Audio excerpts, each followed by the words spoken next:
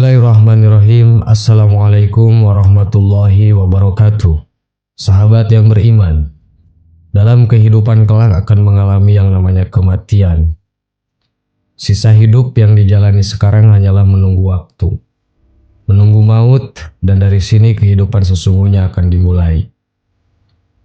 Saat manusia meninggal, maka akan terputus semua amalannya kecuali 3 perkara, yaitu sedekah jariah, ilmu yang bermanfaat, dan anak soleh yang mendoakan. Hal ini sebagaimana pernah diriwayatkan oleh Abu Hurairah radhiyallahu anhu bahwa Rasulullah shallallahu alaihi wasallam bersabda, "Idza mata li ibni Adam inqata'a amaluhu illa min salasin shadaqatin jariyatin aw ilmin yuntafa'u bihi aw waladu yad'u lah." Apabila manusia meninggal, amalnya akan terputus kecuali 3 hal: sedekah jariah, ilmu yang bermanfaat, dan anak soleh yang mendoakannya. Hadis riwayat An-Nasa'i dan Tirmizi. Sebagai muslim yang sadar akan pentingnya bekal amal di hari kiamat, tentu akan sangat berharap amal yang pernah dikerjakan semasa hidup bisa menghantarkannya menuju surga yang telah Allah sediakan. Harus kita ketahui, ternyata bukan hanya pahala saja yang bisa tetap diterima ganjarannya saat seseorang telah tiada. Sama halnya dengan dosa yang telah dilakukannya. Selama ini kita hanya tahu bahwa ada beberapa amalan jariah yang pahalanya akan tetap dapat dirasakan oleh si pelaku amal walaupun sudah meninggal dunia. Namun ternyata itu pun akan berefek sama dengan pelaku dosa. 2 dosa yang terus mengikuti kita walau sudah meninggal. 1. Orang yang menjadi pelopor maksiat. Pelopor adalah orang yang mengawali segala sesuatu. Ia tidak menyuruh orang lain agar mengikuti perbuatannya, namun secara tidak langsung, perbuatannya telah menginspirasi orang lain berbuat hal serupa. Berarti orang yang mengikuti tergerak secara sukarela tanpa paksaan sedikit pun. Jika perbuatan tersebut ada dalam ranah amal soleh, tentu akan menjadi hal yang sangat bagus. Ia berhasil mendakwahkan kebaikan tanpa orang mengikuti merasa tertekan dan tergurui. Orang yang mengikuti rela hati ikhlas lillahi ta'ala mengikuti jejak langkah-langkah kebaikan orang tersebut. Namun lain cerita, jika seseorang menjadi pelopor amal yang buruk, ia telah berhasil menginspirasi orang lain untuk berbuat maksiat serupa dengan dirinya. Maka Nabi Muhammad SAW bersabda dalam sebuah hadis yang diriwayatkan oleh Imam Muslim dari sahabat Jabir bin Abdullah, "Siapa yang mempelopori satu kebiasaan buruk dalam Islam, maka dia mendapatkan dosa keburukan itu. Dan dosa setiap orang yang melakukan keburukan itu karena ulahnya tanpa dikurangi sedikit pun dosa mereka." Hadis riwayat Muslim. Maka demikian pula dengan putra Nabi Adam yang bernama Qabil. Qabil adalah orang pertama yang menumpahkan darah orang lain. Qabil membunuh Habil yang merupakan saudaranya sendiri karena menginginkan jodoh yang lebih cantik yang diperuntukkan bagi Habil. Rasulullah SAW bersabda, "Tidak ada satu jiwa yang terbunuh secara zalim, melainkan anak Adam yang pertama kali membunuh akan mendapatkan dosa karena pertumbuhan darah itu." Hadis riwayat Bukhari Muslim. Orang yang mengikuti berbuat dosa serupa bukan berarti tidak mendapatkan ganjaran dosa pengikutnya, tetap mendapatkan ganjaran dari dosa akibat perbuatannya. Namun si pelopor akan memikul dosa keburukan yang diperbuat pengikutnya. Jika pengikut maksiat itu bukan hanya seorang, maka semakin berlipat-lipatlah dosa yang diterima si pelopor. Dosa yang membuatnya dilemparkan keras ke dalam neraka, ke dalam api yang menyala-nyala. Nauzubillahi min dzalik. 2. Orang yang mengajak atau memaksa orang lain berbuat salah. Kategori kedua ini berbeda halnya dengan pelopor. Kategori kedua ini selain dirinya berbuat maksiat, ia pun menyeru orang lain untuk berbuat hal serupa. Ajakannya bisa berupa seruan motivasi maupun berupa paksaan. Orang yang demikian adalah orang yang sesat dan menyesatkan. Allah Subhanahu wa Ta'ala berfirman, "Mereka akan memikul dosa-dosanya dengan penuh pada hari kiamat. Dan berikut dosa orang-orang yang mereka sesatkan yang tidak mengetahui sedikit pun bahwa mereka disesatkan. Quran Surat An-Nahl ayat 25. Hadis bermakna serupa diterima dari Abu Hurairah radhiyallahu an.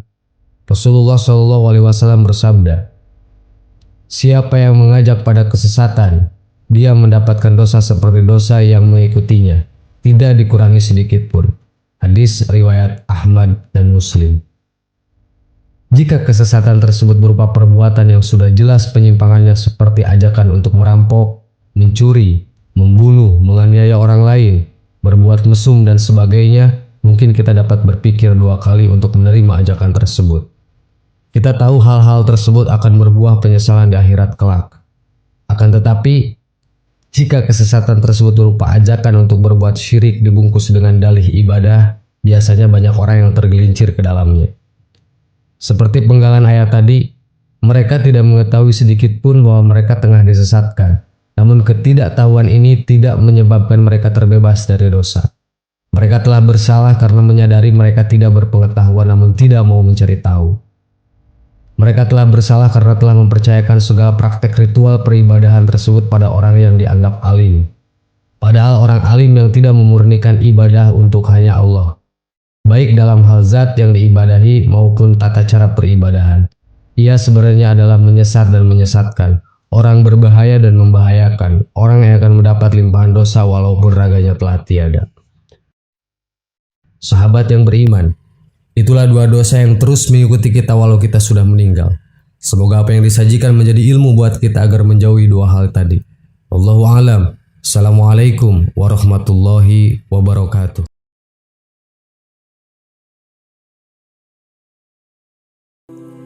Bismillahirrahmanirrahim. Assalamualaikum warahmatullahi wabarakatuh. Sahabat yang beriman, manusia tidak akan pernah luput dari salah dan dosa. Begitu pula dalam melakukan hal-hal yang memang berkaitan dengan keimanan, yang tadinya ingin meningkatkan kualitas iman, tapi karena mudahnya manusia itu untuk terperangkap ke jalan yang salah, maka malah kita mendapatkan kerusakan pada iman. Itulah hal yang paling berat dalam hidup kita. Hanya saja Allah Subhanahu wa Ta'ala telah memberikan keringanan bagi setiap hambanya. Bila kita khilaf melakukan perkara yang dilarang oleh Allah, Allah Subhanahu wa Ta'ala telah mempersiapkan penebusannya. Berikut ada 3 penebus jikalau sampai terjadi khilaf. Pertama, menyempurnakan wudhu ketika hawa sangat dingin. Artinya, seseorang yang dengan gigih melawan rasa dingin demi mengambil air wudhu yang akan dipergunakannya untuk beribadah, menunjukkan kegigihannya mengedepankan pengabdian kepada Allah mengalahkan kepentingannya sendiri. Bahkan rasa dingin yang menusuk tulangnya itu sama sekali tidak diindahkannya. Kedua, melangkahkan kaki untuk sholat berjamaah. Artinya, menyengaja dengan niat penuh melaksanakan sholat jamaah. Sesungguhnya sholat jamaah itu keutamaannya 27 kali dibanding dengan sholat sendiri. Begitu pentingnya posisi sholat berjamaah hingga Allah menjanjikan fadilah yang sangat tinggi. Karena sholat berjamaah yang pada dasarnya merupakan urusannya dengan Allah ternyata mengandung hikmah yang sangat luas. Di antaranya dengan sholat berjamaah seseorang akan berjumpa dengan sesama muslim lain yang memungkinkan terjalinnya silaturahmi antar mereka. Selain itu, sholat berjamaah juga dapat menjadi tanda syiar dan kokoh agama Islam, sehingga pemeluk agama lain akan merasa kagum dengan solidaritas dan ketaatan umat muslim yang selalu berkumpul 5 kali dalam sehari. Ketiga, sengaja menunggu waktu sholat ketika telah usai melaksanakan sholat. Dan yang terakhir adalah menunggu waktu sholat tiba setelah melakukan sholat. Maksudnya adalah ketika seseorang usai dengan sholat maghrib, lalu tidak menggeser diri dari masjid atau musola dengan tujuan menunggu sholat isya, maka itu adalah bukti pengorbanan seseorang untuk mengutamakan urusan ibadah di atas urusan lainnya. Artinya dengan menunggu waktu sholat selanjutnya, seseorang berarti menghentikan kegiatan lainnya dan segala urusannya hanya untuk menghadapkan kepada Allah Subhanahu wa Ta'ala. Sahabat yang beriman, sebesar-besarnya dosa manusia apabila dia mau bersungguh-sungguh untuk bertaubat nasuha kepada Allah, maka Allah Ta'ala pasti akan mengampuni dosa-dosa yang telah diperbuatnya. Dan semoga Allah Ta'ala tidak henti-hentinya mencurahkan rahmat serta salamnya kepada kita semua. Amin. Wallahu a'lam. Wassalamualaikum warahmatullahi wabarakatuh.